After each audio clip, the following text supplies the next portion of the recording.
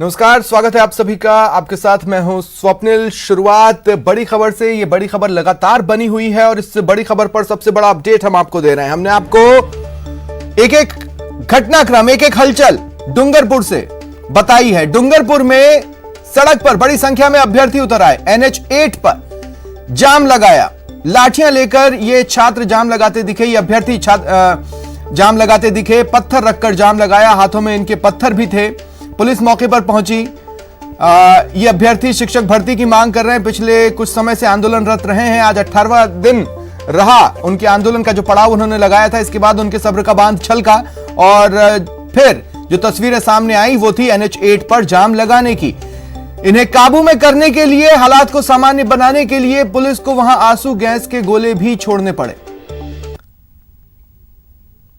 ज्यादा जानकारी के लिए बात करते हैं सहयोगी जयेश पवार से। जयेश, शुरुआत से लेकर अब तक जो कुछ हुआ है बताइए।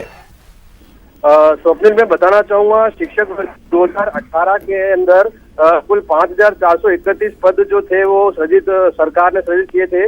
उसमें से सामान्य वर्ग के 50% पद थे और बाकी जो 45% है वो ST वर्ग के अभ्यर्थियों के पद थे। ST वर्ग के अभ्यर्थी जो है वो सभी पद जो उनके जो अभ्यर्थी पास हुए थे उनके द्वारा भर दिए गए थे, जबकि सामान्य वर्ग के जो ओपन कैटेगरी के जो 50% पद है उनको सभी वर्गों से भराना जाना था, लेकिन उसमें अभ्यर्थी पदों के अनुसार पास नहीं हुए और 1167 पद जो है वो रिक्त रह गए। अब जो ST वर्ग के जो अभ्यर्थी हैं वो पिछले 2 साल से वो जो ओपन कैटेगरी के जो रिक्त पद हैं उनको ST वर्ग से भरने की मांग कर रहे हैं, जिसको लेकर के वो पिछले 18 दिन से हाईवे के पास काकरी डूंगरी पहाड़ी पर पड़ाव डाले हुए थे और लगातार प्रदर्शन कर रहे थे। आज इसी मामले में जो ST वर्ग के अभ्यर्थी जो है TSP एरिया के, जो TSP जिले हैं के वहां के सभी के मिला करके और उनके जो समर्थक है हजारों की संख्या में काकरी डूंगरी पर जुटे और उन्होंने हाथों में पत्थर और लाठियां लेकर के जो हाईवे जाम कर दिया है। इसके बाद पुलिस पर पथराव हुआ। जवाब में पुलिस ने आंसू गैस के गोले जो है वो छोड़े हैं। बिछीवाड़ा के जो थानाधिकारी है उनके सहित कई पुलिसकर्मी भी घायल हुए हैं। SP, कलेक्टर सहित सभी आला अधिकारी जो प्रशासन और पुलिस के मौके पर है और हालात को काबू में करने के प्रयास किए जा रहे हैं। इधर जो हाईवे जाम की बात करें तो पुलिस ने जो उदयपुर से जो गाड़ियां आ रही हैं उनको मोतली मोड़ से डूंगरपुर होकर बिछीवाड़ा और अहमदाबाद की ओर डाइवर्ट किया है। वहीं जो अहमदाबाद से जो ट्रैफिक आ रहा है उसको बिछीवाड़ा से डूंगरपुर होकर मोतली मोड़ होते हुए उदयपुर की ओर डाइवर्ट किया है। स्वप्निल, तो इस वक्त अगर हम मौके पर देखें तो क्या कुछ हमको दिखाई देगा वहां पर? जी स्वप्निल, मौके पर हजारों की संख्या में हाईवे पर एक तरह से कब्जा कर लिया है जो अभ्यर्थी और उनके समर्थक है उन लोगों ने। फिलहाल पुलिस उनसे दूर है क्योंकि वो पहाड़ी पर है और जैसे ही नजदीक जाते हैं वो पथराव करते हैं। इस घटना में कई पुलिस के और अन्य लोगों के वाहन भी जो है क्षतिग्रस्त हुए हैं और कुछ पुलिसकर्मी, जैसे मैंने बताया कि बिछवाड़ा थानाधिकारी और एक डूंगरपुर SDM का ड्राइवर सहित कई पुलिसकर्मी घायल हुए हैं। स्वप्निल, इनसे बातचीत के प्रयास चल रहे हैं, पेच कहां पर फंस रहा है? बातचीत के जो प्रयास है वो प्रशासन लगातार कर रहा था। पिछले 18 दिन से प्रशासन ने कई बार समझाइश की थी, लेकिन अभ्यर्थी अपनी जिद पर अड़े हुए हैं। सरकार का इसमें जो पहले का जो मामला है उसमें सरकार का ये कहना है कि जो 1167 पद है वो सभी वर्गों से भरे जाने हैं, सिर्फ ST वर्ग के अभ्यर्थियों से नहीं भरे जा सकते क्योंकि वो सभी 1167 पद ओपन कैटेगरी के हैं, उन पर सभी का अधिकार है। लेकिन ST वर्ग के जो वंचित अभ्यर्थी है जिनको इसमें नौकरी नहीं मिली और जो रह गए वो उनका ये कहना है कि ये सारे पद हमसे भरे जाए। 2 मोर्चे खुले हुए थे डूंगरपुर में जयेश, एक तरफ ये और दूसरी तरफ इनकी बातों का विरोध करने वाले लोग भी। क्या उनके बीच में कोई सुगबुगाहट इस घटनाक्रम से नजर आई? जब से ST वर्ग के अभ्यर्थियों ने ये आंदोलन शुरू किया है कि जो ओपन कैटेगरी के जो 1167 पद हैं उनको ST वर्ग के अभ्यर्थियों से भर दिया जाए, तभी से लेकर के जो दूसरा वर्ग है जो सामान्य और OBC वर्ग है उन्होंने भी डूंगरपुर जिले में और पूरे TSP एरिया में मोर्चा खोल रखा है कि ये जो पद है उन पर सभी जाति वर्गों का समान रूप से अधिकार है और उनको सभी जाति वर्गों से भरा जाए। इसको लेकर के जो सामान्य और OBC वर्ग है वो भी पिछले 18 दिनों से लगातार शांतिपूर्वक धरना प्रदर्शन और ज्ञापन देने के जो कार्यक्रम है वो कर रहा है। हाँ नहीं, लेकिन इन लोगों के बीच में जिस तरह की टकराव की स्थिति है जयेश, इसलिए मेरा ये सवाल है कि अब जैसे मान लीजिए आज एक धड़ा सड़कों पर उतरा और जाम लगाया, अब हो सकता है दूसरे धड़े को लगे कि इस तरह तो ये सुर्खियां बटोर ले गए, हमें भी कुछ करना होगा। यानी पुलिस प्रशासन की जो जिम्मेदारी है वो सिर्फ यहीं पर इसी वक्त इस घटना को काबू करने तक सीमित नहीं रहेगी, उसके आगे भी रहेगी।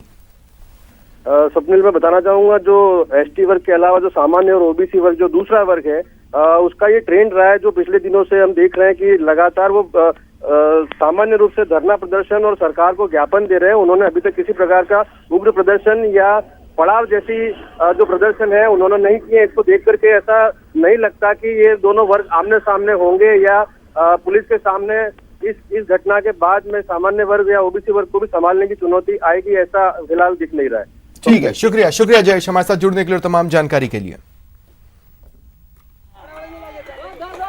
तो ये तस्वीरें आप देख रहे हो, इन तस्वीरों को देखने के बाद सहज ही अंदाजा लगाना आसान है कि पुलिस के लिए किस तरह वहां पर पसीने छूटने की स्थिति बन रही है। आप देखिए किस तरह से गाड़ियों को भी नुकसान पहुंचा है।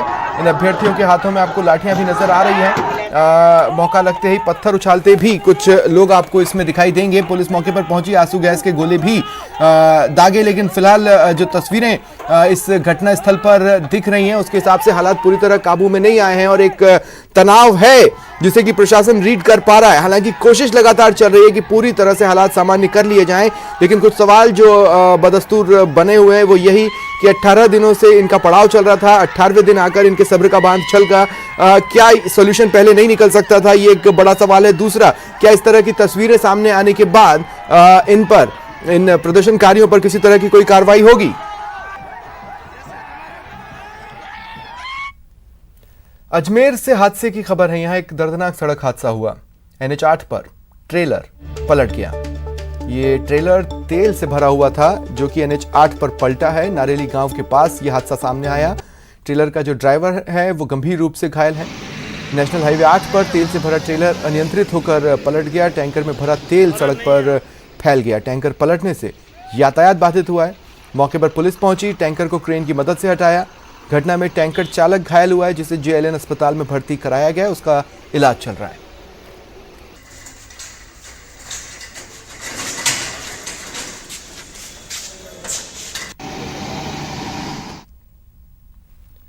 और अब बात 7 संभागों की। प्रदेश के सभी संभागों में आज कौन कौन सी बड़ी खबरें हैं, इस पर जानकारी देने के लिए हमारे साथ जुड़े हैं हमारे सहयोगी। जयपुर से पूजा अग्रवाल, भरतपुर से प्रवीण शर्मा, उदयपुर से कपिल श्रीमाली, अजमेर से अभिजीत दवे, कोटा से शाकिर अली और जोधपुर से चंद्रशेखर मेरे सहयोगी अब आपको बताएंगे आज की बड़ी खबरें। संभाग में बड़ी खबरों की बात करें तो राजधानी जयपुर में क्राइम के लिहाज से आज 2 बड़े घटनाक्रम हुए हैं। जयपुर एयरपोर्ट पर कस्टम विभाग ने एक बड़ी कार्रवाई की है। कस्टम विभाग की टीम ने 472 ग्राम सोना पकड़ा है। टीम ने सोने के साथ में 2 आरोपियों को भी दबोचा है। सोने की कीमत है वो मार्केट में करीब 24.5 लाख है। कुवैत से ये सोना इंडिगो की फ्लाइट से जयपुर पहुंचा था। फैंसी आइटम के रूप में सोना जयपुर लाया गया था। वहीं दूसरी बड़ी खबर की बात करें तो राजधानी के पावटा में ACB ने बड़ी कार्रवाई की है। ACB की टीम ने स्कूल प्रिंसिपल को ट्रैप किया है। स्कूल प्रिंसिपल नवोदय विद्यालय का है और बिल क्लियर करने की एवज में ये राशि ले रहा था। प्रिंसिपल के पास से 15,000 की रिश्वत की राशि भी बरामद की गई है। फिलहाल ACB की टीम आरोपी प्रिंसिपल से पूछताछ कर रही है। उदयपुर संभाग की यदि आज की बड़ी खबरों की बात करें तो आज सबसे बड़ी खबर डूंगरपुर जिले से सामने आ रही है, जहां पर 2 ई-मित्र संचालक जो कि डूंगरपुर पुलिस की गिरफ्त में आए थे, उनसे पूछताछ में कई बड़े खुलासे हुए हैं। सदर थाना अधिकारी चांदमल संगारिया द्वारा इस मामले में जब पूछताछ की गई तो सामने आया कि कम उम्र के लोगों की उम्र ज्यादा बताकर 600 से ज्यादा लोगों को वृद्धाश्रम पेंशन दिलाई गई है। सरकारी खजाने में बड़ा डाका यहां पर डाला गया है और पूछताछ में और भी कई बड़े खुलासे होते नजर आ रहे हैं। 2 ई-मित्र संचालकों को जब एक बेनामी शिकायत पर कार्रवाई करते हुए गिरफ्तार किया गया था तो उनसे पूछताछ में ये पूरा खुलासा हुआ है। जिला पुलिस को एक बेनामी शिकायत मिली थी, उसमें ई-मित्र संचालकों द्वारा कम उम्र के लोगों को ज़्यादा उम्र बताकर वृद्धाश्रम पेंशन दिलाने की शिकायत की गई थी। इस पूरे मामले का सत्यापन किया गया, कार्रवाई की गई और जब जांच की गई तो ये मामला सही पाया गया। 2 ई-मित्र संचालकों को जब गिरफ्तार किया गया तो उनसे 600 मामले अभी तक सामने आ चुके हैं, जिसमें फर्जी तरीके से वृद्धा पेंशन उन लोगों को दिलाई गई है। पूछताछ में 5 अन्य और ई मित्र संचालक भी सामने आए हैं। ऐसे में अभी कार्रवाई आगे भी जारी है। और दूसरी बड़ी खबर राजसमंद जिले के आमेर थाना क्षेत्र के सरदारगढ़ रोड की है, जहां पर एक ट्रक चालक का अमानवीय चेहरा सामने आया है, क्योंकि रोड पर बने गड्ढों के अंदर एक टैंकर चालक ने एसिड खाली कर दिया और उसके बाद में जो मवेशी वहां पर थे वो पानी समझकर उस एसिड का सेवन कर लिया, जिससे मवेशियों की तबीयत बिगड़ गई। एक भैंस की मौत भी हो गई।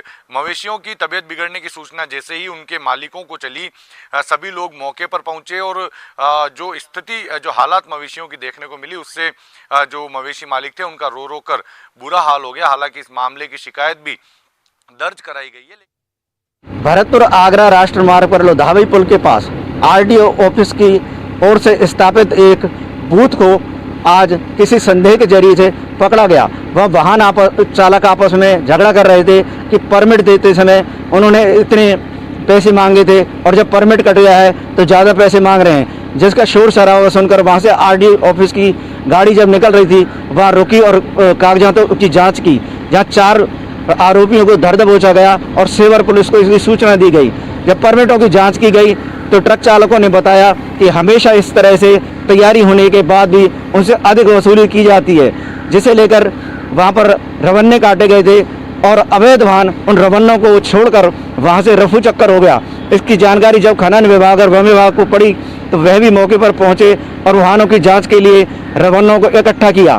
खनन विभाग का कहना है कि इस तरह के अवैध रवन्नों के जरिए अब तक 100 गाड़ियां पकड़ी जा चुकी हैं, जिनके लाखों रुपए के चालान भी काटे जा चुके हैं और पत्थर भी जब्त किया जा चुका है। तो ब्रज विश्वविद्यालय ने अब एफएम की सिस्टम से छात्र छात्राओं को पढ़ाने के लिए उपकरण लगाए गए हैं, जिसकी लागत 30 लाख रुपए बैठेगी। और विश्वविद्यालय का कहना है कि इस तकनीक को उन छात्र छात्राओं से जोड़ा जाएगा जो इस विश्वविद्यालय में पढ़ने के लिए आते हैं और लॉकडाउन के कारण वह अपने घरों पर हैं। इसी तरह की इनके लिए फ्रिक्वेंसी छोड़ी जाएगी रोल नंबर के आधार पर, जिन्हें उन्हें घर बैठे ही पढ़ाई उपलब्ध हो सके। जी देखिए, कोटा में बड़ी खबरों की बात करें तो आज कोटा ग्रामीण पुलिस को बड़ी कामयाबी मिली है। 4 उन आरोपियों को पुलिस ने गिरफ्तार कर लिया है जो पिछले दिनों पुलिस पर फायरिंग करके और नकबजनी की 30 लाख की वारदात को अंजाम देकर अपने साथियों के साथ फरार हुए थे। एसपी जो है शरद चौधरी, उन्होंने पीसी कर जानकारी दी है कि चारों आरोपी झालावाड़ जिले के रहने वाले हैं और जो इस पूरी वारदात में शामिल दूसरे अन्य आरोपी थे उनकी भी तलाश की जा रही है। आपको बता दें 19 तारीख की करवाड़ क्षेत्र की ये घटना है और इटावा थाना पुलिस पर जो है इन आरोपियों ने वारदात की थी, फायरिंग की और मौके से फरार हो गए थे। इससे पहले इन्होंने करवाड़ गांव में एक घर को निशाना बनाया था और 30 लाख रुपए की नकबजनी की वारदात की थी और इसी फरारी के दौरान पुलिस पर भी इन्होंने फायरिंग की थी और पूरे इलाके में दहशत सी फैल गई थी। पुलिस की काफ़ी टीमें जो है इस पूरे इलाके में छानबीन भी कर रही थी, लेकिन सफलता नहीं मिली थी। उसके बाद एक टीम गठित की गई, एएसपी पारस जैन के नेतृत्व में टीम का गठन किया गया और उसके बाद इन 4 आरोपियों को जो है झालावाड़ से पुलिस ने गिरफ्तार कर लिया है। झालावाड़ पुलिस की भी इसमें अहम भूमिका रही और संयुक्त कार्रवाई के दौरान ये 4 जो बदमाश हैं वो पुलिस के हत्थे चढ़ गए। पुलिस को भारी मात्रा में जो है पैसा भी पुलिस ने बरामद किया है, इस तरह की भी सूचना है। हालांकि पुलिस ने भी इसका खुलासा नहीं किया है, लेकिन ये एक बड़ी वारदात जो 30 लाख रुपए की नकबजनी के साथ साथ पुलिस पर फायरिंग की बदमाशों ने की थी, इस पर से आज खुलासा हो गया है। और राहत की बात यह है कि 4 आरोपी जो है पुलिस ने गिरफ्तार कर लिए हैं और जो अन्य आरोपी हैं उनकी पूछताछ आरोपियों से की जा रही है। तो वहीं कोटा से बड़ी खबर की दूसरी बात करें तो कोटा में आज जो कोरोना को लेकर जिस तरह से संसाधनों में बढ़ोतरी की जा रही है, उसमें एक बड़ी राहत की खबर ये है कि 50 वेंटिलेटर जो है कोटा मेडिकल कॉलेज अस्पताल को मिल गए हैं। यूडीएच मंत्री शांति धारीवाल लगातार प्रयास कर रहे हैं कि कोटा में जिस संसाधन है कोविड की इलाज को लेकर के उसमें इजाफा लगातार होता रहे और आज से जो है नो मास्क नो प्रवेश का जो अभियान है वो मुस्तैदी के साथ कोटा में लागू कर दिया गया है।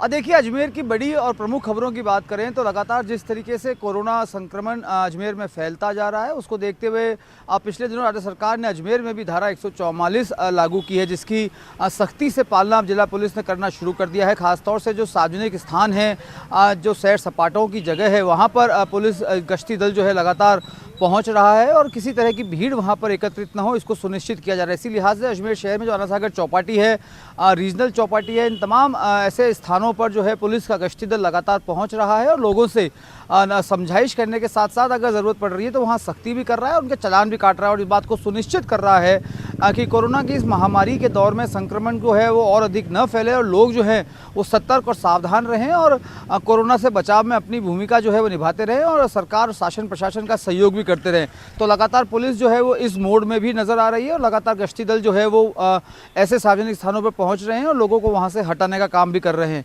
इस सबके अलावा करीब 7 महीने के बाद इस महीने 9 सितंबर को जब दरगाह शरीफ खोली गई थी तो आज पहली बार दरगाह में ज़ायरीन की मौजूदगी के बीच में जो है महाना छठी जो है वो मनाई गई, जिसमें बड़ी संख्या में ज़ायरीन जो हैं वो दरगाह पहुंचे और उन्होंने वहाँ पर अकीदत जो है अपनी पेश की है। हालांकि कोविड के चलते हेल्थ प्रोटोकॉल की सख्ती से यहाँ पर पालना की गई है और किसी तरह का भीड़ जो है वो एकत्रित न हो, इस बात को भी सुनिश्चित किया गया था। हालांकि दरगाह के बाहर किसी तरह की ज़ायरीन की भीड़ नहीं रही, लेकिन दरगाह के अंदर कुछ एक इलाकों पर ज़ायरीन जो है वो आपस में सोशल डिस्टेंसिंग की पालना करते हुए नज़र नहीं आए, जिस पर दरगाह कमेटी के नुमाइंदे थे, चाहे अंजुमन कमेटी के नुमाइंदे थे, तमाम लोगों ने जो है ज़ायरीन को सख्त हिदायत देते हुए उन्हें सोशल डिस्टेंसिंग अपनाते हुए अपनी अकीदत पूरी करने की हिदायत दी थी, जिस पर बेहद शांतिपूर्ण और सौहार्दपूर्ण माहौल में आज दरगाह की महाना छठी जो है वो निभाई गई है। सबके अलावा अजमेर में अब पानी की समस्या जो है वो अब धीरे धीरे जो है विकराल रूप लेती जा रही है। शहर के कई इलाकों में 48 घंटों के अंतराल में भी पीने का पानी मुहैया नहीं हो पा रहा है, जिसको लेकर लोगों का गुस्सा जो है वो अब जलदाय विभाग पर फूटने की कगार पर पहुँच चुका है। आज भी अजमेर में कई कॉलोनीज़ में इस तरह की शिकायतें निकल के सामने आई कि जो पानी का प्रेशर है वो उनके मोहल्लों तक नहीं पहुँच पा रहा है और इस बात की शिकायत जलदाय विभाग के अधिकारियों को करने के बावजूद उनके कान पर कोई जू नहीं रेंग रही है और ऐसे भीषण गर्मी के मौके पर उन्हें पीने के पानी के संकट से दो चार होना पड़ रहा है और महंगी दरों पर टैंकर की आपूर्ति से ही काम चलाना पड़ रहा है। तो ये प्रमुख खबरें थी अजमेर संभाग की जो आज सुर्खियों में रही है। जी, बीकानेर से अगर बड़ी खबरों की बात करें तो बीकानेर में आज बीएसएफ के रिटायर्ड कमांडेंट कान सिंह बोघेरा का हृदय गति रुक जाने से निधन हो गया। इनके निधन के साथ ही बीएसएफ के अधिकारी और जनप्रतिनिधियों ने उनके निवास स्थान पर पहुंचकर उन्हें श्रद्धांजलि अर्पित की। बीएसएफ के योद्धा रहते हुए बोघेरा ने 1965 और 1971 के युद्ध में अपने कौशल का खूब परिचय दिया था। बोघेरा के निधन पर आज शमशान घाट में बीएसएफ की सशस्त्र गार्ड ने सलामी देकर उनका सम्मान किया। बीकानेर जिला कलेक्टर नमित मेहता ने आज कोविड अस्पताल का निरीक्षण किया और वहां बने वार रूम की व्यवस्थाओं का जायजा लिया।